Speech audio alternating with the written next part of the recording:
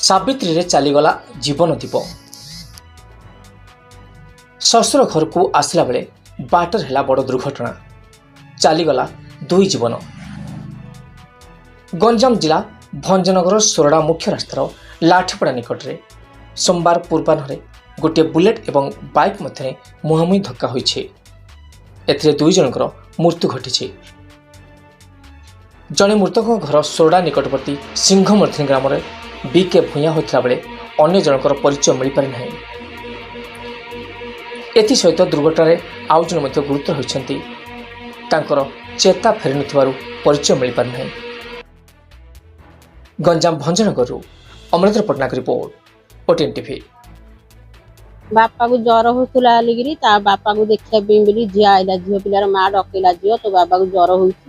तू आसे तोरण पानी टे देबू आगे कम करी पदारे झी आसला देखा बोली झी आईर 4-8 दिन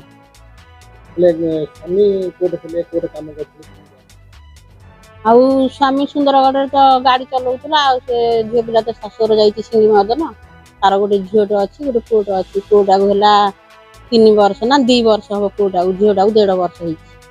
बापा माँ पाखे रातिर बोली थे सका आम गाँव को आसते घटना आम नाटपुरा को आसा खंडे दूर आम नाटपुरा जाइए गुड़ी कोली हाँ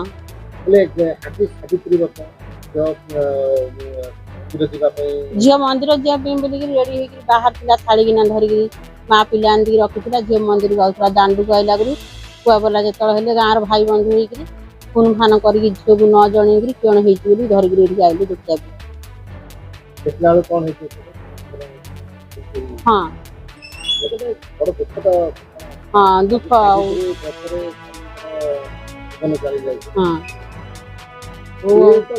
आम गाँव सांगसाथी संगात मैतर माँ बंधु होकर आम गाँव अच्छी आमर पुओ को माड़ हो जाती आम देखा आइलु आम 2 भौणी हाँ कष्ट लगे आम आसलु